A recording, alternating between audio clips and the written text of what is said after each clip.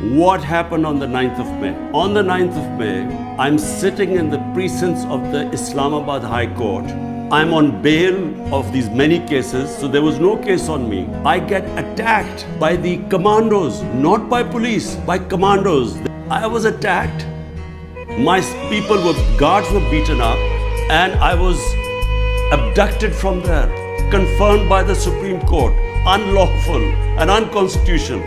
So what did you think the supporters would do? But remember, when I was shot and 12 of my other people were wounded, one dead, despite that there was no burning, there was no arson.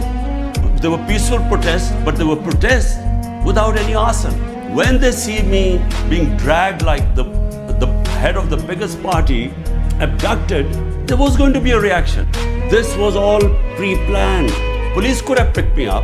Why did they need commandos to pick me up and beat everyone up? Because they wanted a reaction.